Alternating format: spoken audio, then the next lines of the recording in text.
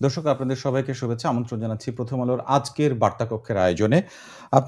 আলোচনার বিষয় আইন শৃঙ্খলা পরিস্থিতি কি সরকারের নিয়ন্ত্রণের বাইরে? আর এসব বিষয়ে আলোচনার জন্য আমন্ত্রণ জানিয়েছি গণ অধিকার পরিষদের সাধারণ সম্পাদক মোহাম্মদ রাশেদ খানকে। আ আপনারা জানেন একদিন আগে রাজনৈতিক দল নভেম্বর জুড়ে বিভিন্ন কর্মসূচির কথা বলছে বিভিন্ন দল। রাজনীতির মাঠ উত্তপ্তের আভাস দিল গণমাধ্যম। কিন্তু পরের দিনই একদিন পরেই আমরা দেখলাম ১০ই নভেম্বর আজ সোমবার ঢাকার বিভিন্ন জায়গায় প্রায় একই সঙ্গে একই কায়দায় ককটেল বিস্ফোরণ এবং লাগাতার বেশ কয়েকটি ঘটনা ঘটেছে। এসব আসলে কি বার্তা দিচ্ছে? তাহলে কি ঢাকা এবার রাজনীতির মাঠ উত্তপ্ত করার প্রথম টার্গেট হয়ে উঠল? কারা ঘটাচ্ছে এসব ঘটনা? এসব নিয়ে আজকের বার্তা কক্ষে আপনাদের সঙ্গে থাকছি আমি শামসুল জোহা।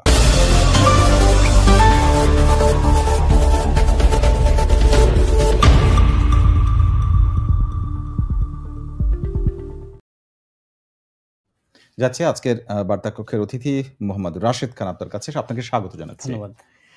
প্রথমেই বলবো যে আজকে খুব সকালে একই রকমভাবে কয়েকটি ঘটনা ঘটেছে এবং সারাদিনে অনেকগুলো ঘটনা আপনি নিশ্চয়ই লক্ষ্য করেছেন গণমাধ্যমে।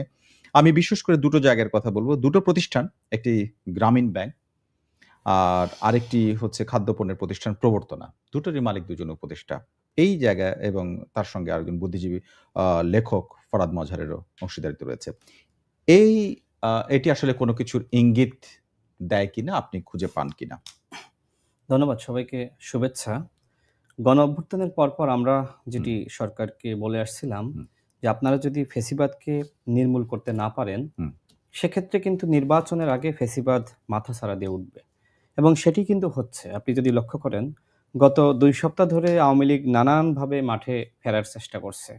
আমি একজন উপদেষ্টার সাথে কথা বলছিলাম। তিনি বলছেন যে সরকারের মধ্যে যে অদৃশ্য সরকার রয়েছে, মানে তারা তো দৃশ্যমান। হুম। সেই অদৃশ্য সরকার চায় যে আগামী নির্বাচনে যাতে রিফাইন্ড আওয়ামী লীগ হিসেবে আওয়ামী লীগকে নেওয়া হয় এবং জাতীয় পার্টি থেকে শুরু করে ১৪ দল তারাও যাতে নির্বাচনে অংশ নেওয়ার সুযোগ পায়। অদৃশ্যমান সরকার এ ধরনের প্রচেষ্টা করছে। তবে দৃশ্যমান সরকার সেটি আবার মানতে নারাজ। এর কারণটা হলো যে জনগণ আসলে এই ফ্যাসিস্ট এবং তাদের দশরদেরকে কোনোভাবেই নির্বাচনে দেখতে চায় না, অন্তত বিচারের আগে। তো সরকারের এই মনোভাবটা ঠিক আছে। কিন্তু কথা হলো যে এই মনোভাব কিভাবে আসলে সম্পূর্ণ করা যায়, সেজন্য কাজ করতে হবে। দেখেন, এই যে ১৬ বছরে শেখ হাসিনা যেভাবে আসলে প্রশাসনকে সচিবালয় বলেন, পুলিশ বলেন, বিভিন্ন বাহিনী বলেন, যেভাবে আসলে দলীয়করণ করেছিল, সেটার কোনো পরিবর্তন এই সরকার করতে পেরেছে? সরকার আমরা দেখলাম যে এই ১৫ মাসে আমাদেরকে বিচার এবং সংস্কারের ট্যাবলেট খাওয়াইছে। কিন্তু এই ট্যাবলেট খাওয়ানোর পরে যে ধরনের উপকারিতা বা আরোগ্য লাভ করা দরকার ছিল, সেটি আসলে আমরা করতে পারিনি। অর্থাৎ সরকারের হাতে এখন একমাত্র অপশন হলো নির্বাচন। সরকার তাহলে যদি কি মনে মানে করে আপনি যেটা বলছেন যে সংস্কারের ট্যাবলেট সেটা কি আসলে কাজ হয়নি? না, কাজ হয়নি তো।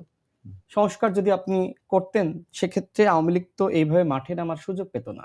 আমি একটু আগে খবর পেলাম যে ধানমন্ডিতে সেখানে একটি বাসে আগুন দেয়া হয়েছে। আজকে আরেকজন আপনার আসামি ছিল। তিনি হুম। হাজিরা দিতে যাচ্ছিলেন, তাকে কিন্তু হত্যা করা হয়েছে।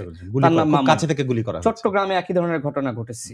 বিভিন্ন জায়গায় একই ধরনের ঘটনা ঘটছে। কোনো ঘটনা মিডিয়াতে আসছে, কোনো ঘটনা আসছে না। গ্রাম-গঞ্জে, পাড়া, মহল্লায় যেভাবে আসলে দখলদারিত্ব, যেভাবে আসলে আপনার গ্রাম্য রাজনীতি, একে অপরকে আঘাত করা, রক্তারক্তি, আপনি হাসপাতালগুলোতে খোঁজ নেন, গ্রামের হুম। হাসপাতাল, মফস্বলের হাসপাতাল, দেখবেন যে অধিকাংশ যে আপনার রোগী এসেছে, এদের কারোর হাত কাটা, পা কাটা, ঠ্যাং ভাঙ্গা, মানে গ্রামে আমাদের এলাকায় বলে কেচে, মানে মারামারি, হুম। লাঠিসোঁটা দিয়ে আপনার ২ পক্ষের মারামারি, হুম। এগুলো চলছেই। এখন সরকার বলছে যে ইতিহাসের সেরা নির্বাচন আমরা করব। কিন্তু কথা হলো যে নির্বাচন মানে কি শুধুমাত্র মুখের বুলি যে আমাদেরকে গল্প শোনাবেন? আমি আজকেও আমার নিজ জেলা ঝিনাইদহ থেকে এসে এই অনুষ্ঠানে যুক্ত হলাম, গণসংযোগ করেছি। মানুষের মনের মধ্যে প্রশ্ন যে আসলে কি সরকার নির্বাচন করতে চায়? যদি সরকার নির্বাচন করতে চাইতো, সেক্ষেত্রে নির্বাচনের পরিবেশের দিকে সরকারের কেন মনোযোগ নাই? না, চাইতো মানে আমার প্রশ্নটার যে অ্যাঙ্গেল ছিল সেটা যদি আমি একটু স্মরণ করাই আপনাকে তাহলে আসলে চায় কিনা তার থেকে হচ্ছে আসলে পারছেন কিনা। নির্বাচনের মাত্র ৩ মাস আগে এখন অলরেডি কিন্তু বলা যায় যে নির্বাচনী একটা আবহের মধ্যে দেশ আছে। আপনি গণসংযোগ করে আসলেন। এরকম প্রার্থীরা সবাই এরকম মুভ করছেন। এখন আজকে আপনি ধানমন্ডির কথা বললেন। আমি দুটো জায়গার কথা বলেছি। দুটো প্রতিষ্ঠান, দুজন উপদেষ্টার প্রধান উপদেষ্টা সহ আরো একজন উপদেষ্টার আ প্রতিষ্ঠান। আর ধানমন্ডির যেটি বলেছেন যে জায়গাতে সকালে আজকে ককটেল নিক্ষেপ করা হচ্ছে তার পাশেই টিআইবির প্রতিষ্ঠান। তো এইরকম প্রতিষ্ঠানগুলোকে ধরে, ধরে যে এটা আসলে কোনো ইঙ্গিত আপনি এর মধ্যে খুঁজে পান কিনা যে কাকে আসলে হার্ট করা হচ্ছে বা উদ্দেশ্যটা কি? দেখেন, আমি এই সরকারকে বলেছিলাম, সরকারের যে সকল উপদেষ্টাদের সাথে আমাদের কথা হয়, জি। আমরা তাদেরকে অবহিত করেছিলাম যে প্রথমত আপনাদেরকে টার্গেট করা হবে। হুম, আপনাদের বসতবাড়ি, আত্মীয়স্বজন, আপনাদের কাছের লোক যারা আছে বা ব্যবসায়িক হুম, প্রতিষ্ঠান, সেগুলোকে টার্গেট করা হবে। সেটি কিন্তু হচ্ছে। যে সরকার যেটি ভাবছিল যে আসলে এ ধরনের সাহস হয়তো আওয়ামী লীগ করবে না। আওয়ামী লীগের ইতিহাস হয়তো এই সরকার ভুলে গিয়েছে। হুম, দেখেন, ৭৫ এর পরে কিন্তু আওয়ামী লীগ ফিরে এসেছে। তাই না? ২৩ বছর পরে তারা কিন্তু ক্ষমতায় গিয়েছে। অর্থাৎ আওয়ামী লীগের টার্গেট হলো যে শুরুর দিকে তারা আসলে কিছু বলবে না। মানে গোখরা সাপের মতন। অনেকটা চুপ করে থাকবে, হঠাৎ করে ফনা মারবে। ঠিক এই ১৫ মাস আওয়ামী লীগ আসলে চুপ ছিল। অনেকটা আসলে মাঠে নামেনি। কিন্তু নির্বাচন যখন ঘনিয়ে আসছে, তখন আওয়ামী লীগ কিভাবে জ্বালাও-পোড়াও করা যায়, নির্বাচনকে বানচাল করা যায়, সেই চক্রান্ত করছে। আমি আমার অনেকগুলো বক্তব্যে যে কথাটি বলেছি, হুম। আজকেও বলি, দেখেন, আওয়ামী লীগ বাংলাদেশে সরি। আরেকটি নতুন ১/১১ ছাড়া ফিরতে পারবে না। আওয়ামী লীগের একমাত্র মিশন কিন্তু এখন এই নির্বাচনকে বানচাল করে আরেকটি ১/১১ সরকার গঠন করা। এবং ইতিহাস বলে যে ১/১১ সরকার বা এই ধরনের সরকারের মাধ্যমে সবথেকে বেনিফিশিয়ারি হয় কিন্তু আওয়ামী লীগ। হুম। তো আওয়ামী লীগ এই ধরনের একটি সুযোগ খুঁজছে যে নির্বাচনকে কিভাবে বানচাল করা যায়, এবং সেই নির্বাচন বানচাল হলে সেক্ষেত্রে বাংলাদেশে আবারও আওয়ামী লীগ ফিরবে, আবারও ১/১১ সৃষ্টি হবে। শেখ হাসিনা বীরের বেশে আসবে ফিরে বাংলাদেশে। প্রতিদিন স্লোগান দিচ্ছে না? হুম। মাস্ক পরে ঝটিকা মিছিল। তবে এখনো সময় আছে। যদি আমরা বিএনপি, গণ অধিকার পরিষদ, জামাত ইসলাম, অন্যান্য ফ্যাসিবাদ বিরোধী শক্তি, আমরা যদি আবার সেই একতার জায়গায় ফিরে আসি, আওয়ামী লীগ কিন্তু মাঠে নামতে ভয় করবে। এখন প্রশ্ন হলো আমি যে প্রশ্নগুলো করেছি সেই সবগুলোই হচ্ছে আজকে ঢাকা শহরে ঘটা এবং এক ধরনের সন্ত্রাসী হামলার মতো যেটা পুলিশ মোকাবেলা করতে প্রাথমিকভাবে ব্যর্থ হয়েছে। এই ঘটনাগুলো ঘটেছে আজকে এরই মধ্যে।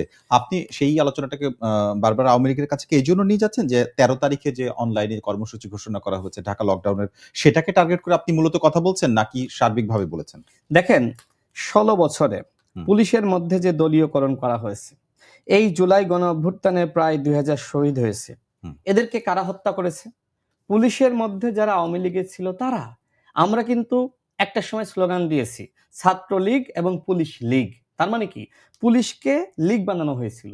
সেই লীগ পুলিশকে কি এখনো পর্যন্ত জনগণের পুলিশ বাহিনীতে রূপান্তরিত করা এই সরকার সম্ভবপর করেছে? এই পুলিশের এখনো পর্যন্ত সংস্কার হয়েছে? এই পুলিশকে ডেকে নিয়ে কি তাদেরকে ট্রেন আপ করা হয়েছে নতুনভাবে? যে তোমরা অতীতে অন্যায় করেছো, ভবিষ্যতে আর এই কাজগুলো করতে পারবা না। অর্থাৎ এই যে আওয়ামী লীগের ঝটিকা মিছিল, নাশকতা, হরতাল বা লকডাউন কর্মসূচি যেটি বর্তমানে করছে বা ভবিষ্যতে করবে, এক্ষেত্রে পুলিশের এবং প্রশাসনের বা যারা আসলে আওয়ামী লীগের দোসর রয়েছে এখনো পর্যন্ত, যাদেরকে হাসিনা ১৬ বছরে পেলে পুষে আসলে বড় করেছিল, তারা আশকারা দিচ্ছে। তাদের আশকারা ছাড়া কোনোভাবে এই ধরনের ঘটনা ঘটা সম্ভবপর নয়। আমি বিভিন্ন জায়গায় দেখেছি থানার সামনে ছাত্রলীগের ঝটিকা মিছিল, পুলিশ নির্বিকার দাঁড়িয়ে আছে। বিভিন্ন জায়গায় মিছিল নিয়ে ছাত্রলীগ যাচ্ছে, পুলিশ ভয়ে যাচ্ছে না। পুলিশ মনে করছে আমাদের উপর আক্রমণ করতে পারে। হয় ভয় অথবা আশ্রয় প্রশ্রয়। কারণ পুলিশের মধ্যে আমরা ১৬ বছরে দেখেছি, আমি যখন ঢাকা বিশ্ববিদ্যালয়ে পড়াশোনা করেছি, বিশেষ করে হুম। এসআইতে নিয়োগ দেওয়া হয়েছে কাদের জানেন? যারা ছাত্রলীগ করত, সরাসরি ছাত্রলীগ করত। সেই ছাত্রলীগের সন্ত্রাসীরা এখনো পর্যন্ত পুলিশে রয়েছে। এমনকি ২০১৮ সালের কোটা সংস্কার আন্দোলন আমরা যখন করেছি, আমাদের উপর যারা আক্রমণ করেছিল, আমাদের উপর হামলা করেছিল, পরবর্তীতে পুলিশের হুম। এএসপি হয়েছে, পুলিশের আপনার এএসআই হয়েছে, এসআই হয়েছে, এদেরকে এখনো পর্যন্ত কিন্তু বহাল তবিয়তে রাখা হয়েছে। অর্থাৎ এই সরকার পুরো দমে এই ১৫ মাসে পুলিশের সংস্কার বা আইন শৃঙ্খলা বাহিনীকে জনগণের বাহিনীতে পরিণত করতে পুরোপুরি ব্যর্থ হয়েছে। দেখেন, আপনি যে বিষয়গুলো বলছেন এগুলো তো এর আগেও আলোচিত হয়েছে এবং এই ধরনের আলোচনা আমরা শুনেছি। কিন্তু প্রশ্ন হচ্ছে যে এর মাঝে কিন্তু ১৫ মাস প্রায় ১.৫ বছরের কাছাকাছি সময় চলে গেছে। এই যে সময় ১২-১৪ মাসের মধ্যে আ অনেক কমিশনের অনেক বৈঠক হলো, অনেক ধরনের সিদ্ধান্ত নেওয়ার সুযোগ ছিল এবং আ মানে আওয়ামী লীগের সম্পূর্ণ বিপরীতে আরেকটা সরকার এই দেশ পরিচালনা করছে। এই সময়টা কি আপনার কাছে মনে হয় না যে স্বাভাবিক ছিল যে এটার মধ্যে পরিবর্তন ঘটানো? ২ টো দিক। একটা হচ্ছে যারা ছাত্রলীগের আপনি নিয়োগের কথা বলছেন, ছাত্রলীগের মধ্যে ছাত্র শিবির লুকিয়ে ছিল। এটি একটি ব্যাপার। আর এই সরকারের একজন উপদেষ্টা বলেছেন যে তাদের সময়ে আ ছাত মানে অন্যান্য যে দল আওয়ামী লীগ ছাড়া যে অন্য দলগুলো তার মধ্যে ২ টো দলের কথা নাম বলা হয়েছে বিএনপি এবং জামায়াত ইসলামী। এই ২ টো দল থেকে আপনার বিভিন্ন গুরুত্বপূর্ণ প্রশাসনিক আসন এবং ডিসি বিশ্ববিদ্যালয়গুলো পদ ভাগাভাগি করা হয়েছে। এগুলো তো বলা হয়েছে। তাহলে মানে দোষটা ওইদিকে মানে ব্যাখ্যা করার অন্যরকম কোনো সুযোগও আছে কিনা?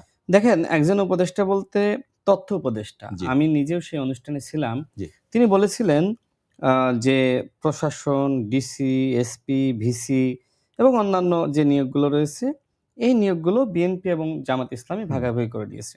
তিনি এটিও বলেছিলেন যে এনসিপি এবং গণ অধিকার পরিষদের ওই ধরনের আসলে আপনার মানে লোকবল নাই যে তারা ভাগ নিবে। অর্থাৎ তিনি বড় দুটি দলকে দোষারোপ করেছিলেন। বলেছিলেন। কিন্তু আমার কথা হলো যে তার কাজ কি আসলে দোষারোপ করা? তিনি তার চোখের সামনে দেখছেন যে বিএনপি জামাত নাকি ভাগ করে নিচ্ছে। এই কথা তিনি বলছেন। তাহলে আপনি কি করলেন? আপনার দায়িত্ব ছিল পদত্যাগ করা। আপনি যেহেতু সংস্কার করতে পারবেন না হলে না, নিয়ন্ত্রণ করা। জি, নিয়ন্ত্রণ করা। আপনি যেহেতু সংস্কার করতে পারছেন না, আপনি যেহেতু বিচার করতে পারছেন না, আপনি যেহেতু নির্বাচনের পরিবেশ তৈরি করতে পারছেন না, আপনার প্রথম দায়িত্ব হলো পদত্যাগ করে সরে যাওয়া এবং যিনি যোগ্য, যিনি পারবেন তাকে ওই পদে বসানো। কিন্তু এই সরকারের উপদেষ্টারা মনে করলো যে পাইছি একটা চেয়ার, এই চেয়ার আর ছাড়া যাবে না। এখন জনগণের মনে সন্দেহ সংশয় রয়েছে যে নির্বাচনটা হবে কি না। এই সন্দেহ মানুষের মনে রয়েছে।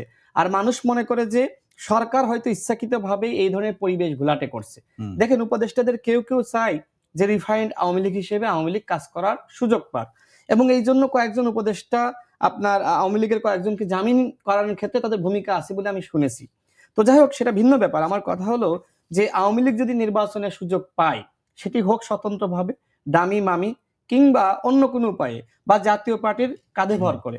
আচ্ছা, আমার প্রশ্ন হলো যে এই আওয়ামী লীগ নির্বাচনে গিয়ে কি নির্বাচনকে সুষ্ঠু করতে দিবে, নাকি তাদের উদ্দেশ্য হলো নির্বাচনকে বানচাল করা, নির্বাচনের দিন বিতর্কিত করা এবং নানান ধরনের পরিবেশ ঘোলাটে করা? এই জন্য আমরা বলছি যে বিচারের আগে আওয়ামী লীগ, জাতীয় পার্টি এবং 14 দল যারা আসলে ফ্যাসিস্ট এবং ফ্যাসিস্টের দোসর, এরা নির্বাচনে যেতে পারবে না। সরকার এই যে এতদিন আসলে আওয়ামী লীগকে যেভাবে আশ্রয় প্রশ্রয় দিয়েছে, আওয়ামী লীগের আশ্রয় প্রশ্রয় ছাড়া দেখেন, আমরা যখন 2023 সালের 28 অক্টোবর আন্দোলন করেছিলাম, বিএনপি, গণ অধিকার পরিষদ, অন্যদিকে জামাত ইসলাম, এরপরে প্রায় 30,000 বিএনপি জামাতের কর্মীকে গ্রেপ্তার করা হয়েছিল, প্রায় 30,000, এবং আমাদের দলের নেতাকর্মীকে। এই গণ অভ্যুত্থানের পরে এখনো পর্যন্ত ওইভাবে 3,000 যারা আসলে অপরাধের সাথে সম্পৃক্ত, এদেরকে কি এই সরকার ধরতে পেরেছে? ধরতে না, পারে নাই। এটা না পারার কারণটা কি? আর আমি প্রথমে আবারও আমার প্রশ্নের জায়গাটাতে আসতে চাই। 2 জন উপদেষ্টার প্রতিষ্ঠানে হামলা, এইটার ইঙ্গিত আপনার কাছে মনে হয় কিনা আমি আরেকটু স্পষ্ট করি। সেটা হচ্ছে যে উপদেষ্টাদেরই আরো চ্যালেঞ্জ ছুড়ে দেয়া হলো। মানে এরকম মানে না, আমি তো অনুমান করা ক্লিয়ার যায় করলাম। কিনা? আমি তো আগেই বলেছি যে প্রথমত এই উপদেষ্টাদেরকে ভয় দেখানো হবে। তাদের ব্যবসায়িক প্রতিষ্ঠান, তাদের আত্মীয়স্বজন, এমনকি এটিও হতে পারে যে কোনো উপদেষ্টার মেয়েকে কিডন্যাপ করা হয়েছে। স্কুলে যাচ্ছে, তুলে নিয়ে যাওয়া হয়েছে। আমি যতটুকু শুনেছি, বিভিন্ন তথ্যপত্র আমার কাছে যেটি বলে, সেটি নির্বাচন যত ঘনিয়ে আসবে আওয়ামী লীগের টার্গেট হলো যে যারা প্রার্থী থাকবে, ন্যূনতম 50 জন প্রার্থীর উপরে তারা আসলে টার্গেট মিশন চালাবে। সেটি হতে পারে গুপ্ত হত্যা। এমনকি আপনি চট্টগ্রামে দেখেন, বিএনপির একজন প্রার্থী যখন গণসংযোগ করছে, 2 জনই কিন্তু সন্ত্রাসী। একজন ওই প্রার্থীর সাথে মিশে গিয়েছে, আর একজন এসে সেখানে কিন্তু গুলি চালিয়েছে। এই ধরনের বিভিন্ন কিন্তু আপনার এক ধরনের কৃত্রিম আন্দোলন কিন্তু হবে বা হত্যাযোগ্য হবে, গুপ্ত হত্যা হবে। এখন এইগুলো আমরা কিভাবে নিয়ন্ত্রণ করব? আমার কাছে মনে হয় যে এই মুহূর্তে সরকারের সবথেকে বড় দুর্বলতা হলো যে একটি ঘোষণা দিয়েছে স্বরাষ্ট্র উপদেষ্টা যে 50% আর্মিকে তুলে নেওয়া হয়েছে এবং এদেরকে নির্বাচনের জন্য প্রশিক্ষণ দেওয়া হবে। এটি শোনার পরে মূলত আওয়ামী লীগ এক ধরনের রিল্যাক্স অনুভব করছে। তারা মনে করছে এখন মাঠে নামা যায়। দেখেন, পুলিশকে কিন্তু আওয়ামী লীগ ভয় পায় না, র‍্যাবকে ভয় পায় না, অন্য বাহিনীকে ভয় পায় না, একমাত্র আর্মিকে ভয় পায়। অর্থাৎ এই আর্মি যদি নির্বাচনের আগ পর্যন্ত মাঠে না থাকে, সেক্ষেত্রে নির্বাচনের পরিবেশ তৈরি করা সম্ভবপর হবে না। স্বরাষ্ট্র উপদেষ্টা জাহাঙ্গীর আলম চৌধুরী এটাও তো বলেছেন যে 13 নভেম্বর ঢাকা লকডাউন নিয়ে যে ঘোষণা করা হয়েছে, সেটা নিয়ে সাংবাদিকরা প্রশ্ন করেছিলেন তাকে। তিনি তার জবাবে বলছেন যে আওয়ামী লীগের কার্যক্রম এখন নিষিদ্ধ, আওয়ামী লীগের ডাকা কর্মসূচি নিয়ে কোনো ধরনের শঙ্কা নেই, আমরা প্রস্তুত আছি। যদিও 50% তুলে নেওয়ার যে বিষয়টি, সেটা নিয়ে তিনি বলেছেন সেনাবাহিনী আগের মতোই মাঠে থাকবে। না, আপনারা ঠিক আছে, মাঠে থাকবে। মানে এখন স্বরাষ্ট্র উপদেষ্টার এই বক্তব্যের উপর আস্থা রাখছেন না কেন? না, এখন এই মুহূর্তে আমার কাছে যেটি মনে হয় যে আর্মিকে ছাড়া আসলে কাউকে, কোনো বাহিনীকে কেউ ভয় পায় না। এমনকি একজন রিক্সা চালক পুলিশকে ভয় পায় না, একজন শ্রমিক পুলিশকে ভয় পায় না। আমরা দেখেছি যে বিভিন্ন ব্যক্তিকে যখন আসলে পুলিশ, বিশেষ করে আওয়ামী লীগের নেতাকর্মীদেরকে গ্রেপ্তার করেছে, পুলিশের কাছ থেকে কিন্তু অন্যান্য কর্মীরা সেই নেতাকে এই অভ্যুত্থানের পরের সরকারের পরে কিন্তু ছাড়িয়ে পর্যন্ত এনেছে। এই ধরনের ঘটনাগুলো কিন্তু ঘটেছে। অর্থাৎ পুলিশ আসলে ইচ্ছাকৃতভাবে হোক, অনিচ্ছাকৃতভাবে হোক, তাদের মনোবল দুর্বল হোক, যেটি হোক না কেন, বা ফ্যাসিবাদের দোসর হোক, তারা আসলে ওইভাবে ফাংশন করছে না। পুলিশের একমাত্র কাজ এখন লাঠি নিয়ে দাঁড়িয়ে থাকবে, অস্ত্র নিয়ে দাঁড়িয়ে থাকবে, কিন্তু এই অস্ত্র দিয়ে সন্ত্রাসীদেরকে তারা কিন্তু গুলি করবে না, বা তাদের অন্যায় কার্যক্রম বন্ধ করবে না। আর ছাড়িয়ে নেওয়ার কথা যেটা বললেন সেটা তো আমরা অতীতেও সবসময় দেখেছি, যখন রাজনৈতিক সরকার থাকে তখনও এক নেতা ছাড়িয়ে ধরিয়ে দেয় আর এক নেতা ছাড়িয়ে নেয়। এই ঘটনা তো এর আগে ঘটেছে। এখন বাস্তবতা হচ্ছে যে এটা নভেম্বর মাস চলছে, ডিসেম্বর, জানুয়ারি, তারপরে ফেব্রুয়ারিতে হচ্ছে নির্বাচনের প্রসঙ্গ। এই সিচুয়েশনে এই যে সামনে যে সময়টা, টাইম ফ্রেমটা, এই সময়তে এই মনোবল তো হঠাৎ করে ফিরে আনা সম্ভব না। এই বাস্তবতায় আজকের ঘটনাটাতে আমরা একটু আসতে চাই, সেটা হচ্ছে ঢাকায় একই সাথে কয়েকটা জায়গায় ঘটনা ঘটলো। আমরা প্রথমত যে দুইটা, আমি আপনার মেসেজটা পেলাম, যেটুকু বুঝলাম যে উপদেষ্টাদের টার্গেট আরো করা হতে পারে। আপনার বক্তব্য এরকমই, জি, মানে আওয়ামী লীগের টার্গেট। আওয়ামী লীগের টার্গেট সেটা যে আরো এরকম হামলা হতে পারে। এখন এই যে একটা যে ধরনটা, সেটা আমি একটু ব্যাখ্যা করি আপনাকে। আপনি নিশ্চয়ই দেখেছেন ককটেল বিস্ফোরণ করা হচ্ছে এবং একটা বাইকে করে, মানে মোটরসাইকেলে করে তারা পালিয়ে যাচ্ছে এবং তাদের প্রত্যেকের মাথায় হেলমেট ছিল। এই যে লক্ষণগুলো, এই ধরনের ঘটনা যে ঘটতে পারে, আমরা তো আগে দেখেছি ঢাকায় মোটরসাইকেল চালানো, এটা বন্ধ করা, ওটা বন্ধ করা, এই ধরনের প্রিকশন নিতে। পুলিশ এগুলো কিছুই জানলো না বা কোনো ব্যবস্থা নিচ্ছিল কিনা, বা আপনারা বলেছেন কিনা ইসি বা সরকারকে? এই যে বাংলা মোটরে এনসিপির কার্যালয়, আমরা দেখলাম যে আসলে প্রায় ৭-৮ বার হুম, তাদের কার্যালয়ের সামনে ককটেল বিস্ফোরণের ঘটনা। জি, এনসিপি এটা নিয়ে মিছিল করলো। কিন্তু আমার প্রশ্ন হলো, তারা একটিবারের জন্য একজনকে আসলে গ্রেপ্তার করাতে পারলো না। হুম, একটা দুর্বলতা। এখন এনসিপির সাথে সরকারের কতটুকু সম্পর্ক আছে বা নাই, সেটা আসলে ভিন্ন প্রশ্ন। হুম। কিন্তু এই সরকারের সাথে এনসিপির বিভিন্ন নেতৃবৃন্দের ঘনিষ্ঠতা আছে। যেহেতু নাহিদ ইসলাম এবার সরকারের এটা তো আমরা উপদেষ্টা বলতে ছিলেন, পারি সাধারণ মানুষের যে অ্যাক্সেস নাই সেটা তাদের আছে, এটুকু তো বলাই যায়। এক্স্যাক্টলি, এই জন্যই বলছি। হুম, সেই এনসিপির কার্যালয়ের সামনে ককটেল বিস্ফোরণের ঘটনা ঘটলো, সরকার কাউকে ধরতে পারলো না। হুম, এখন আমরা দেখছি যে, মনে করেন যে বাইকের যে নেম প্লেট, হুম, বিভিন্ন জায়গা থেকে আমরা দেখছি যে ওই নেম প্লেট বানাচ্ছে, অর্থাৎ আপনি কোনোভাবে ধরতে পারবেন না। এখন স্বাভাবিকভাবে ট্রাফিক সার্জেন্ট বা পুলিশ তারা মনে করছে ঠিক আছে, বাইকে তো নেম প্লেট আছে, হুম, কিন্তু এইভাবে কিন্তু বানায়। এক, দ্বিতীয়ত, এই যে আওয়ামী লীগ 15 মাস মোটামুটি চুপ ছিল, এখন তারা কিন্তু এইভাবে বাইকে চড়ে এসে, তারা তো হেলমেট বাহিনী নামে পরিচিত, হ্যাঁ, হেলমেট পরে বিভিন্ন জায়গায় গুপ্ত হত্যা করবে। আমরা সরকারকে অসংখ্যবার বলেছি, স্বরাষ্ট্র উপদেষ্টার কাছে স্মারকলিপি দিয়েছি, যখন প্রধান উপদেষ্টার সাথে আমাদের বৈঠক হয়েছে তখন বলেছি, অন্যান্য উপদেষ্টাদের সাথে যখনই আমাদের কথা হয় তখন বলেছি। আমি আমার একাধিক পাবলিক স্পেসে বলেছি যে আপনারা এগুলো কন্ট্রোল করেন। যদি ফ্যাসিবাদকে আপনারা নির্মূল করতে না পারেন, সেক্ষেত্রে কিন্তু আপনারা সবার আগে টার্গেটে থাকবেন। দেখেন, আজকে এই যে দুইজন উপদেষ্টার ব্যবসায়িক প্রতিষ্ঠান, বিশেষ করে ডক্টর মোহাম্মদ ইউনূসের গ্রামীণ ব্যাংকের সামনে আপনি যেটি বললেন যে ককটেল হুম, বিস্ফোরণের ঘটনা ঘটেছে, একেবারে সকালে। এইটা যেন তেন ঘটনা নয়। এমনও হতে পারে যে এরপরে হয়তো ডক্টর মোহাম্মদ ইউনূসের বহরে যদি তারা হামলা চালায়, তখন কি করবেন? আওয়ামী লীগের হাতে টাকা রয়েছে। আমি আজকে একটি পোস্ট দেখলাম, একজন অ্যাক্টিভিস্ট তিনি লিখেছেন যে এই নির্বাচন বানচাল করার জন্য ১১০০ কোটি টাকার বাজেট করেছে আওয়ামী লীগ। এর আগে রুহুল কবির রিজভী বলেছিল যে প্রায় ২,৫০০ কোটি টাকা এসালম তাদেরকে দিয়েছে, মানে আওয়ামী লীগকে, হুম, পরিস্থিতি ঘোলাটে করার জন্য।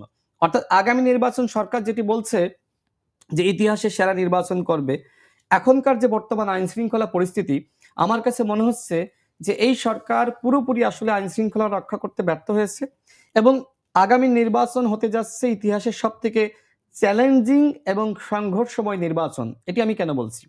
কারণ আমি গ্রামগঞ্জে গিয়ে দেখেছি, মনে করেন যে আপনার একটা দলের মধ্যে দুইটা গ্রুপ, কেউ হুম, কাউকে সহ্য করতে পারে না। মানে মনে হয় যে, মনে করেন যে এই দল, মনে করেন যে গণ অধিকার পরিষদ হুম, করে, গণ অধিকার পরিষদের দুইজন ক্যান্ডিডেট, মনে হচ্ছে যে এরা একজন বিএনপির, একজন মনে হচ্ছে জামাতের। মানে এমন ভাবে নিজেদের ভিতরে তর্কযুদ্ধ, কেউ কারো সহ্য করতে পারে না, একসাথে চা খায় না। তো যখন নিজ দলের কর্মীরা এইভাবে বিভক্ত, নিজ সেটা, দলের কর্মীরা, হুম, নেতারা যখন এইভাবে বিভক্ত, হুম, এখন আমাদের এই বিভক্তির সুযোগ আওয়ামী লীগ নেবে না। হুম, এবং আমি দেখেছি শুধুমাত্র ভোটের জন্য কতিপয় দল আওয়ামী লীগকে প্রোটেকশন দিচ্ছে, ভোটের জন্য, যে ভোট আসছে, এখন আওয়ামী লীগের ভোট আমাদের লাগবে। এবং বিশেষ করে সংখ্যালঘুদের ভোটের চিন্তা অনেকে করছে যে এই সংখ্যালঘুরা তো একসময় ম্যাক্সিমাম ক্ষেত্রে আওয়ামী লীগকে ভোট দিয়েছে, যেটা শেখ হাসিনা বয়ান তৈরি করেছিল যে সংখ্যালঘু ভোট মানেই আওয়ামী লীগের ভোট। এখন সেই ভোট কিভাবে ক্যাপচার করা যায় সেটির জন্য আজকে বিভিন্ন বক্তব্য দেওয়া হচ্ছে। সংখ্যালঘুরা তো এই দেশের মানুষ, আমাদের ভাই। সংখ্যালঘুর বাইরে তো ধরেন আওয়ামী লীগের যে ভোট ব্যাংকটা সেটা নিয়ে আসলে ডিসাইডিং ফ্যাক্টর হবে কিনা সেটা নিয়ে তো আলোচনা হয়েছে আগে। আমার প্রশ্ন আপনার আজকের যে আলোচনার জায়গাটা সেটা হচ্ছে যেই ধরনের মানে বাস্তবতা তৈরি হয়েছে আজকে একদিনে ঢাকার মধ্যে বিভিন্ন জায়গায়, এটা যদি দেশের অন্যান্য জায়গায় কয়েকদিন আগে চট্টগ্রামে আপনি নিজে উল্লেখ করলেন, তো এরকম যদি এটা ছড়াতে থাকে সেক্ষেত্রে আওয়ামী লীগের যারা হচ্ছে দেশের মধ্যে বিভিন্ন জায়গায় আছেন সেইটা আসলে ডিসাইডিং ফ্যাক্টর হয়ে উঠবে কিনা এই জাতীয় কর্মকাণ্ডের, যেটা নির্বাচনকে পিছিয়ে বা অনিশ্চয়তার মধ্যে ফেলে দেয়। বাংলাদেশে আসলে নির্বাচনটা কে কে চায় না এর তালিকা আমাদের আগে করতে হবে।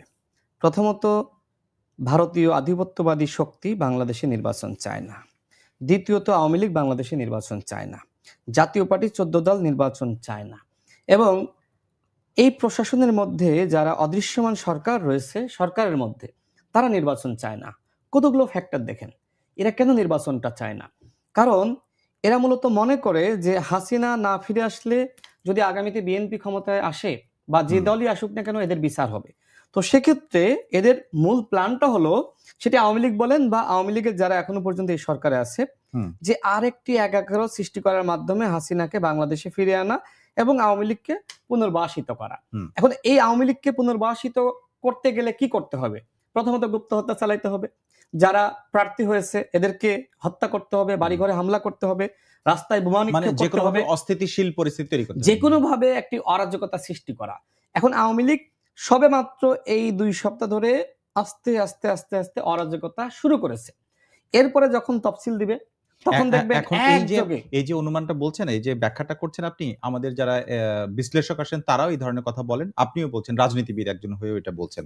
কিন্তু এই বাস্তবতাটা আপনাদের সঙ্গে সরকারের বৈঠক হয় এবং সরকারে যারা আছেন তারা কি চিন্তা করছেন না যে নির্বাচন সামনে তাদের কি কি প্রিকশন, কি কি ব্যবস্থা নিতে হবে? আমার প্রশ্ন দুটো জায়গায় আপনাকে স্পেশালি, সেটি হচ্ছে আপনি বললেন জাতীয় পার্টি নির্বাচন চায় না, জাতীয় পার্টি কিন্তু এখনো বলেনি, তারা বরং নির্বাচনে অংশগ্রহণ করতে চাচ্ছে সেটাই বলছে। অন্যদিকে জামাত ইসলামীকে এর আগে এখনো এরকম একটা খোলামেলা পরিবেশে খুব সুবিধাজনক অবস্থায় থেকে নির্বাচনে অংশগ্রহণ করার আমরা দেখিনি। আমরা যতদূর মনে পড়ে তারা খুব চাপে ছিল এক ধরনের রাজনৈতিক। তো সেখানে তারা এই যে কর্মসূচি দিয়েছে এবং তারা বলছে আমরা আঙ্গুল বাঁকা করে, ঘি আমাদের লাগবেই, আঙ্গুল বাঁকা করে হলেও আমাদের সবকিছু পেতে হবে এবং ঢাকা কোলাপস করে দিতে পারবে, এই সমস্ত যে কথা বলছে 8টা দল সাথে নিয়ে, সেই যে এই বিষয়টাকে আপনার মনে হয় না যে এটাও নির্বাচন আসলে সঠিক সময় হওয়ার জন্য খুব উপযুক্ত কথাবার্তা বা কর্মসূচি? জামাতের প্রোগ্রামটা সম্ভবত 15 নভেম্বর, আর আওয়ামী লীগের লকডাউন জামাতের 11 তারিখ, আগামী কালকে তারা ঘোষণা দিতে পারে। আচ্ছা, মানে যাই হোক, দেখেন এই যে আমরা ফ্যাসিবাদ বিরোধী শক্তি, মানে আমাদের এই শক্তির মধ্যে একটি অংশের ভাষা, আর আওয়ামী লীগের ভাষা, আপনি সাংবাদিক হিসেবে আপনার কাছে আমার প্রশ্ন, কোনো ভিন্নতা দেখেন? প্রায় একই রকম ভাষা, যে ডক্টর মোহাম্মদ ইউনূসের পদত্যাগ করতে হবে এবং যমুনা ঘেরাও করা হবে, হরতাল দেওয়া হবে, লকডাউন দেওয়া হবে, সোজা আঙ্গুলে ঘৃণা উঠলে আঙ্গুল বাঁকা করা হবে। অর্থাৎ আওয়ামী লীগের যে হুমকি এবং আমাদের ফ্যাসিবাদ বিরোধী কয়েকটি দলের হুমকির ভিতর আমি কোনো পার্থক্য দেখছি না। মূলত আওয়ামী লীগ এই সুযোগটা নিয়েছে। হতে পারে জামাত ইসলাম সহ 8টা দল যে ধরনের কর্মসূচি হাতে নিয়েছে, এই কর্মসূচির মধ্যে আওয়ামী লীগ ঢুকে পড়ল, আপনি কিভাবে ঠেকাবেন?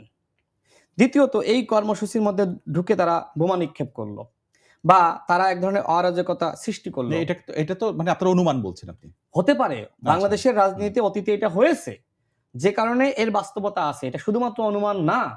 আমরা আগে বলেছিলাম যে নির্বাচন যত ঘনিয়ে আসবে নির্বাচনকে বানচাল করার জন্য চক্রান্ত হবে। আমরা রাজনীতি করি, বিভিন্ন জায়গা থেকে আমার কাছে তথ্য আসে, মানে আপনি যদি আমাকে বলেন যে তথ্য উপস্থাপন করেন, সেটি তো হবে না। আমি তো সব তথ্য আপনাকে বলতে পারবো না, বাট বিভিন্ন জায়গা থেকে তথ্য আমাদের কাছে আসে, কিন্তু নির্বাচন যত ঘনিয়ে আসবে আওয়ামী লীগ অরাজকতা সৃষ্টি করবে। আওয়ামী লীগ অরাজকতা করবে বুঝলাম, কিন্তু যে জামাতের সাথে সম্পৃক্ত হয়ে আপনি যেটা বলছেন, তাতে জামাতের আসলে লাভ কি? নির্বাচন না হলে কি জামাতের লাভ? আমি তো সেটাই জামাতকে বলতেছি। আচ্ছা, অসংখ্যবার বলেছি যে আপনারা যেভাবে শতভাগ সংস্কার চাচ্ছেন, এদেশের মানুষ শতভাগ ভালো হয়ে যায়নি, এখনো চুরি, ডাকাতি, লুটপাট, লুণ্ঠন, চাঁদাবাজি, দখলদারিত্ব চলতেছে। হয়তো এই সরকারের আমলে আওয়ামী লীগের আমলের মতো নাই, এদেশের মানুষ শতভাগ ভালো হয়ে যায়নি। সুতরাং শতভাগ সংস্কার আপনি কিভাবে প্রত্যাশা করেন? আপনি কি সংস্কার বলতে শুধুমাত্র পুস্তকের সংস্কার মনে করেন? সংস্কার মানে তো সবার আগে মানসিকতা সংস্কার। গণ অভ্যুত্থানের পরে রাস্তাঘাটে চলতে ফিরতে আপনার কাছে কি দৃশ্যমান সংস্কার আপনার এই রাস্তাঘাটে বলেন আর মানুষের মধ্যে বলেন, আপনি কি প্রত্যক্ষ করেন? আমার কাছে মনে হয় না। সেই জায়গা থেকে আমি জামাতকে যেটি বারবার বলেছি যে এই যে আমরা ঐক্যমতের ভিত্তিতে মোটামুটি 80% একটা কাছাকাছি মতামতের জায়গায় আমরা এসেছি, এটা মেনে নেন, সমস্যা কি? আপনি বলছেন যে সবার আগে গণভোট হইতে হবে। ভাই, আপনি যে সময় গণভোটটা চাচ্ছেন, নির্বাচনের মাত্র 3 মাস সময় আছে বা 2.5 মাস সময় আছে, এর মধ্যে কি যে সরকার এই পরিস্থিতি নিয়ন্ত্রণ করতে পারতেছে না? এখনই আওয়ামী লীগ যা শুরু করেছে, সমস্ত প্রশিক্ষণ এখনো পর্যন্ত সেনাবাহিনী বলেন, পুলিশ বলেন, সরকারের আমলাদের বলেন, শিক্ষকদের বলেন, নির্বাচনের কর্মকর্তাদের বলেন, শেষ হয় নাই। তো সেই জায়গায় আপনি কেন এইভাবে আসলে বলছেন যে 2টা নির্বাচন হইতে হবে, সোজা আঙ্গুলে যদি ঘি না ওঠে বাঁকা করতে হবে? মানে আপনি কি চাচ্ছেন? আওয়ামী লীগ যা চাচ্ছে আপনি তাই চান? আওয়ামী লীগ চায় নির্বাচনটা না হোক। ঠিক একইভাবে আমাদের ফ্যাসিবাদ বিরোধী শক্তি যারা রয়েছে তাদের কেউ কেউ মনে করছে যে আমি তো আসলে ক্ষমতায় যেতে পারতেছি না। মানে গ্রামে একটা ভাষা আছে যে জেদের ভাত কুত্তা দিয়ে খাওয়ানো, মানে আমার রাগ হয়েছে আমি খাবো না, কুত্তা খাক। তো বিষয়টা এরকম যে আমি ক্ষমতায় যেতে পারতেছি না, সুতরাং এই বাংলাদেশে আমি আর কাউকে ক্ষমতায় যেতে দিব না, প্রয়োজনে হাসিনা বা আওয়ামী লীগ ফিরে আসুক। মানে গণ অভ্যুত্থানের শক্তিদের মধ্যে এই ধরনের মনোভাবের কারণে আওয়ামী লীগ সুযোগটা পাচ্ছে। আমি এই যে আওয়ামী লীগ অরাজকতা করছে, শুধুমাত্র আমি আওয়ামী লীগকে বা সরকারকে আমি দায় দিতে চাই না, এর পিছনে রাজনৈতিক নেতৃবৃন্দ, রাজনৈতিক দলেরও দায় আছে। এর মধ্যে কি সরাসরি জামাতি আছে না আর কোনো দল আছে? না, আমি তো কোনো দলের নাম মেনশন করতে চাচ্ছি না, বাট আমি বিএনপি বলেন, জামাত বলেন, গণ অধিকার পরিষদ, এনসিপি, ইসলামী আন্দোলন বাংলাদেশ, আমি গণ অভ্যুত্থানের সকল শক্তির প্রতি আহ্বান রাখতে চাই, আপনারা সহনশীল হন। বেশি সংস্কার চাইতে গিয়ে আপনারা দেশটাকে আবারও সেই ফখরুদ্দিন মঈনুদ্দিনের হাতে তুলে দিয়েন না। দেখেন, যদি এই বাংলাদেশে আওয়ামী লীগ ফিরে আসে বা 1/11 ফিরে আসে, আমি আজকে আপনার এই অনুষ্ঠান থেকে বলছি, সবার আগে সব থেকে বেশি ক্ষতিগ্রস্ত হবে জামাত। এখন জামাত এই বাস্তবতা বুঝতেছে না, তবে জামাতের এদানিং কালের বক্তব্য আমার কাছে একটু পজিটিভ লেগেছে। তারা বলছে যে বিএনপি যদি আমাদেরকে আলোচনায় ডাকে তাহলে আমরা যেতে রাজি। কিন্তু আপনারা এতদিন তো গো ধরেছিলেন, আপনারা বারবার বলছিলেন নব্য ফ্যাসিস্ট। হ্যাঁ, নব্য ফ্যাসিস্ট। 16 বছরে আমার এলাকায় আমি দেখেছি জামাতের নেতারা বক্তব্য দিচ্ছে যে 16 বছরে আওয়ামী লীগ যা করতে পারে নাই, এই 15 মাসে তার থেকে খারাপ অবস্থা বাংলাদেশে তৈরি করেছে বিএনপি। অর্থাৎ যে বিএনপির সাথে জোট বেঁধে নির্বাচন করলো, 18 সালে ধানের শীষে নির্বাচন করলো, আজকে জামাত এমন ধরনের প্রেক্ষাপট তৈরি করেছে যে কেউ যদি জামাতের সাথে যায় সে ফেরেস্তা, মানে যদি জোট করার জন্য, আর যদি বিএনপির সাথে কেউ জোট করতে চায় সে হচ্ছে আপনার নব্য গাদ্দার, গাদ্দারের দশর। জামাত সামাজিক যোগাযোগ মাধ্যমে এই ধরনের বিভিন্ন বয়ান সৃষ্টি করেছে। মানে এটা তাহলে আসলে কি নির্বাচনে যে প্রতিপক্ষের যে বয়ান, সেই বয়ান কিনা আপনার কাছে? এটাই আমার কাছে মনে হচ্ছে। কিন্তু আমি আপনাকে যে প্রশ্নটা করতে চাই, আমরা আলোচনার শেষের দিকে, আজকে আমরা নির্বাচনের আগে যে ধরনের মানে আইন শৃঙ্খলা পরিস্থিতি নিয়ন্ত্রণের বাইরে চলে গেছে কিনা সরকার, সেই জায়গায় আলোচনা করছি। সেইখানে দুটো বিষয় একটু উল্লেখ করতে চাই। সেটি হচ্ছে ঢাকার মধ্যে আপনার আজকে শীর্ষ সন্ত্রাসী পুরান ঢাকার মামুন পুলিশের আপনার খুব কাছে থেকে তাকে গুলি করে হত্যা করা হয়েছে বলা হচ্ছে। আরেকটি ঘটনা হচ্ছে চট্টগ্রাম ৮ আসনের এরশাদুল্লাহকে গুলি করা হয়েছে এবং তার সাথে আরো একজন ছিলেন, তাকে হত্যা করা হয়েছে এবং তিনি পরে মারা যান হাসপাতালে নেওয়ার পরে। এই দুটো ঘটনা আসলে এইগুলো মানে এইগুলো তো আরেকটা ইঙ্গিত, যেখানে হত্যাকাণ্ড পর্যন্ত ঘটছে এবং খুব কাছে থেকে গুলি করা হচ্ছে, একটি চট্টগ্রামে, একটি ঢাকায়। আমি মনে করি যারা আসলে প্রার্থীরা গণসংযোগে যাবে, যারা প্রচারণা করবে, যে দলেরই হোক না কেন, সরকারের পক্ষ থেকে তাদের নিরাপত্তার ব্যবস্থা করতে হবে। তাদের সাথে সকল প্রার্থীর উপায় নাই।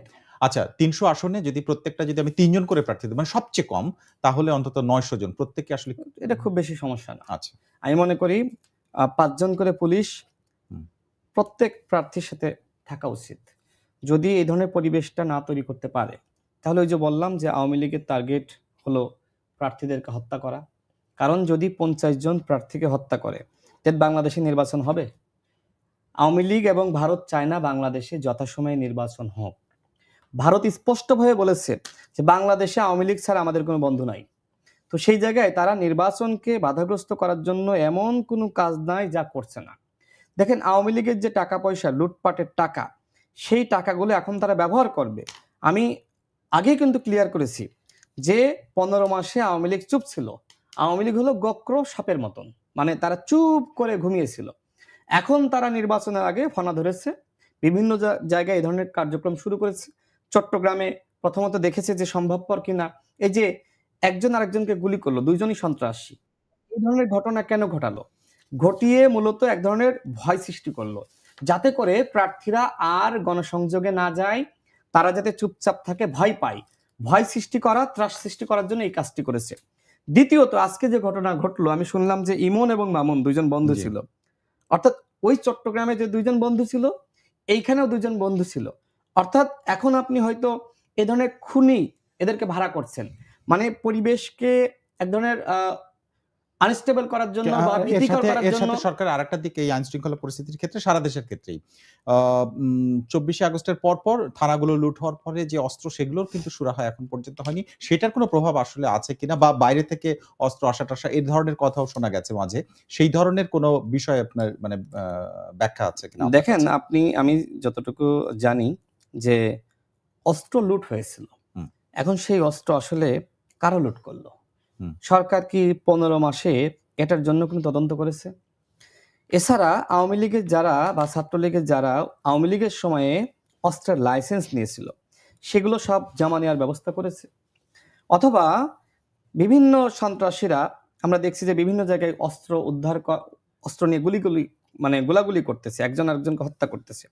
এই অবৈধ অস্ত্র উদ্ধার করার জন্য কোনো অভিযান চালায়নি। এবং যারা আসলে সন্ত্রাসী ছিল, আমরা দেখেছি গণ অভ্যুত্থানের পরে একযোগে অসংখ্য মাফিয়া, এই যে মামুনরা কিভাবে ছাড় পেল? হুম। সে তো হত্যা মামলার আসামি এবং সে বড় ধরনের একজন গুন্ডা বা সন্ত্রাস। সে কিভাবে জামিন পেল? ইমন কিভাবে জামিন পেল? আমরা শুনেছি যে ঢাকা শহরের যারা শীর্ষ সন্ত্রাসী, তাদেরকে গণ অভ্যুত্থানের পরে একযোগে জামিন দেওয়া হয়েছে। এখন এরকম আরো অনেক দায়টা সন্ত্রাসী, কার আসলে? দায়টা দায়টা ডক্টর মোহাম্মদ ইউনূসকে নিতে হবে। এখনো পর্যন্ত এই যে ধরনের নির্বাচনের পরিবেশ সরকার তৈরি করতে পারে নাই, ফ্যাসিবাদকে নির্মূল করতে পারে নাই, এর জন্য পুরোপুরি দায় ডক্টর মোহাম্মদ ইউনূসকে নিতে হবে।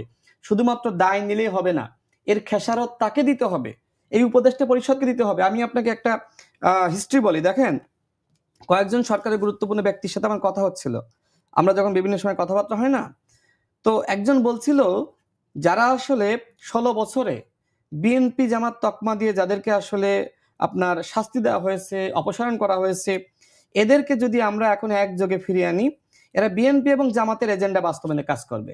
সুতরাং এই মুহূর্তে যারা আওয়ামী লীগের সুবিধাভোগী আছে, এদেরকে আমরা ভয় দেখিয়ে কাজ করাতে পারবো, সংস্কার করাতে পারবো। কিন্তু প্রকৃতপক্ষে কি হলো? এরা মূলত এক ধরনের ওই নতজানু হয়ে বা অনুগত হয়ে জি। ছাড় বলে মূলত এরা দেখেন যে এই ১৫ মাস কিন্তু তারা কিন্তু বহাল তবিয়তে থাকলো এবং যারা আসলে বঞ্চিত ছিল তারা বঞ্চিত হলো। ওই যে মাহফুজ আলম যে কথা বলল না, এইটা ভাগাভাগি। এইটা just একটা মিথ্যা কথা বলেছে সে। এটা মিথ্যা কথা বলেছে দায় এড়ানোর জন্য। মূলত মাহফুজ আলমরাই আওয়ামী লীগের পৃষ্ঠপোষক। মাহফুজ আলমরাই মূলত এই আওয়ামী লীগের যারা ছানাপোনা ছিল, এদেরকে প্রশাসনের বিভিন্ন জায়গায় রেখেছে এবং বিএনপি জামাতের যারা ছিল বা অন্য দলের যারা বঞ্চিত ছিল আওয়ামী লীগের সময়ে, এই সরকারের আমলেও তাদেরকে বঞ্চিত করা হয়েছে। দেখেন, আমি জাস্ট বলি, ডিএমপি কমিশনার যাকে গণঅভ্যুত্থানের পরে নিয়োগ দেওয়া হয়েছিল, হুম। ডিবি প্রধান হিসেবে যাকে নিয়োগ দেওয়া হয়েছিল, আইজিপি হিসেবে যাকে নিয়োগ দেওয়া হয়েছিল, তাদেরকে কেন সরিয়ে দেওয়া হলো? আমি যতটুকু জানি কেন যে দেয়া হলো? এরা একসময় ছাত্র দলের রাজনীতি করতো বা বিএনপির সাথে কোনো না কোনো ভাবে যুক্ত সম্পৃক্ত ছিলেন। ছিল হুম, বা বিএনপির সময় এরা প্রমোশন পেয়েছে। হুম। এই জন্য মনে করলো যে এদেরকে সরিয়ে দিতে হবে। একমাত্র অপরাধ যেটা বিএনপির সাথে কোনো না কোনো ভাবে জড়িত ছিল। দেখেন, ওই ডিবি প্রধান রেজা ভাই যেভাবে আওয়ামী লীগকে ধরছিল, হুম। বর্তমান ডিবি প্রধানের কাজটাকে আমরা জানি কেউ? আমরা জানি এখন যাকে আইজিপি হিসেবে দায়িত্ব দেওয়া হয়েছে, ডিএমপি কমিশনার হিসেবে দায়িত্ব দেওয়া হয়েছে, মানুষ হিসেবে তারা অনেক ভালো। কিন্তু অতীতে যারা আমরা যাদেরকে দেখেছি হুম। গণঅভ্যুত্থানের সময় যারা দায়িত্ব পেয়েছিল, তারা যেভাবে আওয়ামী লীগকে ধরছিল, বর্তমানের এখন এই স্যাররা তো সেইভাবে আওয়ামী লীগকে ধরতেছে না। তো এই যে এই হুম। সরকার, আমি যে এই প্রমাণ উদাহরণ সহ বুঝিয়ে দিলাম যে তারা মূলত বিএনপি জামাতের নিয়ে আমার জি। সমালোচনা থাকতে পারে, বিএনপি নিয়ে থাকতে পারে, কিন্তু ফ্যাসিবাদকে নির্মূল করার জন্য এই দুটা বড় দলের যারা সমর্থক ছিল, যারা একসময় শিবির বলেন ছাত্র দলের রাজনীতি করেছে, তাদের দরকার ছিল প্রমোশনে, কারণ অন্যদের আসলে লোক নাই, আমাদের নাই, এটা সত্য, এনসিপির নাই, সত্য। কিন্তু সরকার আওয়ামী লীগকে, ছাত্রলীগকে, মাস্তানকে, ক্যাডারকে এই জায়গায় রেখে দিয়েছিল, যার ফলাফল আজকে ডক্টর মোহাম্মদ ইউনূসের ব্যবসায়িক প্রতিষ্ঠানের সামনে হামলা হচ্ছে, এনসিপির কার্যালয়ের সামনে হামলা হচ্ছে, আগামীকাল হয়তো আমার কার্যালয়ের সামনে হবে, প্রথম আলোর অফিসের সামনে এর আগে হয়েছে, বিভিন্ন সাংবাদিকের সামনে বিভিন্ন জায়গায় হামলা হয়েছে বা সাংবাদিক প্রতিষ্ঠানের সামনে হামলা হয়েছে, এরকম হতে থাকবে। এই হওয়ার পিছনে মূল দায়টা কার? মূল দায়টা হলো ডক্টর মোহাম্মদ ইউনূসের। তিনি রাজনৈতিক ব্যক্তি হিসেবে আমি তাকে একদম ফিট মনে করি না। তিনি একজন এনজিও ব্যক্তিত্ব, শিক্ষক হিসেবে, মানবাধিকার কর্মী হিসেবে, আন্তর্জাতিক খ্যাতিসম্পন্ন একজন লেকচারার হিসেবে আমি তাকে খুব সম্মান করি। কিন্তু এই গণঅভ্যুত্থানের নেতা নাহিদ ইসলামদের জীবনের সব থেকে বড় ভুল ডক্টর মোহাম্মদ ইউনূসের মতন একজন ব্যক্তিকে ডেকে এনে এই পদে বসিয়ে তার সম্মানহানি করেছে। ডক্টর মোহাম্মদ ইউনূস এই পদের যোগ্য নন, এবং তিনি যে উপদেষ্টা পরিষদ সিলেকশন করেছেন এই উপদেষ্টা পরিষদ অথর্ব, অযোগ্য, এবং এদের কারণে আজকে গণঅভ্যুত্থান ব্যর্থ হওয়ার পথে। আমরা স্বপ্ন দেখেছিলাম নতুন বাংলাদেশের, আমরা স্বপ্ন দেখেছিলাম সংস্কার হবে। এই মুহূর্তে যেটা সবচেয়ে বেশি জরুরি আইন শৃঙ্খলা পরিস্থিতি, যেটি নিয়ে আমরা মূলত আলোচনা করছি, সেইটার আসলে এই মুহূর্তে আপনি আপাতত কোনো সম্ভাবনা আমার কাছে মনে হয় দেখছেন যে এই স্বরাষ্ট্র উপদেষ্টাকে এই পদে বহাল রেখে কোনোভাবে আইন শৃঙ্খলা পরিস্থিতি ঠিক করা যাবে না। এই স্বরাষ্ট্র উপদেষ্টাকে অবশ্যই সরিয়ে দিতে হবে, অন্য দায়িত্বে আসে নির্বাচনের আগে। অবশ্যই নির্বাচনের আগে রদবদল হতে পারে না। তিনি যদি পারতেছেন না, তিনি কৃষি মন্ত্রণালয়ের দায়িত্বে আছেন, তাকে ওইখানে দেন, কাজ করুক চুপচাপ। কিন্তু তিনি এই পদের যোগ্য নন। তিনি প্রমাণ করেছেন যে এই পদের জন্য তিনি যোগ্য নন। একজন ব্যক্তিকে এই উপদেষ্টা পরিষদের যে সকল বৃদ্ধ উপদেষ্টারা আছে, সময়টা হলো নাতিপুতির সাথে খেলাধুলা করা, আর তারা এখন রাষ্ট্র নিয়ে খেলতেছেন। রাষ্ট্র নিয়ে খেলতে গিয়ে তারা ব্যর্থ হয়েছেন। সুতরাং এই উপদেষ্টা পরিষদের যদি নির্বাচনের আগে আপনি সংস্কার না করেন, আপনি বলছেন যে প্রশাসনের রদবদল করবেন, আপনার উপদেষ্টা পরিষদের কেন রদবদল করছেন না? এই উপদেষ্টা পরিষদ আমি চ্যালেঞ্জ করে বলছি কোনোভাবে সুষ্ঠু নির্বাচন জাতিকে উপহার দিতে পারবে না। সেই যোগ্যতা তাদের নাই। রাজনৈতিকভাবে তারা অনভিজ্ঞ, আমি শেষ করি, রাজনৈতিকভাবে তারা অযোগ্য। তাদের অন্যান্য সেক্টরের যোগ্যতা আছে, আমলা হিসেবে তারা সচিব হিসেবে বলেন, শিক্ষক হিসেবে বলেন, এনজিও কর্মী হিসেবে বলেন, মানবাধিকার কর্মী হিসেবে। কিন্তু আপনাকে মাথায় রাখতে হবে রাষ্ট্র পরিচালনা করা আর এনজিও প্রতিষ্ঠান চালানো কিন্তু এক না। আপনি জনগণের সাথে সম্পৃক্ত না। আপনি যদি ন্যূনতম রাজনীতি ছাত্র জীবনে করতেন তাও পারতেন। যাদেরকে ধরে এনে এই পদে বসিয়েছেন তারা রাষ্ট্র চালানোর যোগ্য না। এই জন্য আজকে এই 15 মাসের মাথায় এসে বলতে হচ্ছে আদৌ কি নির্বাচন হবে, আদৌ কি সংস্কার হবে, আদৌ কি বিচার হবে। আজকে এই ব্যর্থতা আমি শুধুমাত্র ডক্টর মোহাম্মদ ইউনূসকে দিতে চাই না, এই ব্যর্থতা এনসিপি নেতৃবৃন্দকে নিতে হবে। কারণ এই সরকারের পুরো ফর্মুলা বলেন বা উপদেষ্টা পরিষদে যারা আছে তাদেরকে বসিয়েছেন এনসিপি নেতৃবৃন্দ। সুতরাং আজকে যে গণঅভ্যুত্থান ব্যর্থ হওয়ার পথে, এই ব্যর্থতার দায় প্রথমত এনসিপিকেই নিতে হবে। অনেক ধন্যবাদ রাশেদ খান আমাদের সাথে আজকে সময় দেওয়ার জন্য। আপনাকে অসংখ্য ধন্যবাদ। দর্শক, আমাদের সঙ্গে আজকে অতিথি হিসেবে ছিলেন গণ অধিকার পরিষদের সাধারণ সম্পাদক মোহাম্মদ রাশেদ খান। আজকে আমরা মূলত আইন শৃঙ্খলা পরিস্থিতি, বিশেষ করে ঢাকায় আজকে সকাল থেকে যে ঘটনাগুলো ঘটেছে সেটি নিয়ে আলোচনা শুরু করেছি, এবং রাজনীতির নানা দিক নিয়ে আলোচনা হয়েছে। এরকম বিশ্লেষণ জানতে, রাজনৈতিক নানা রকম বিশ্লেষণের এবং রাজনৈতিক খবরের আপডেট জানতে আমাদের সঙ্গে থাকুন। প্রথম আলোর এই আয়োজন বার্তাকক্ষ দেখুন রবি থেকে বৃহস্পতিবার পর্যন্ত prothomalo.com, প্রথম আলোর ইউটিউব, ফেসবুক সহ সোশ্যাল মিডিয়া সবগুলো প্ল্যাটফর্মে। আজকে যারা আমাদের সঙ্গে ছিলেন সবাইকে ধন্যবাদ।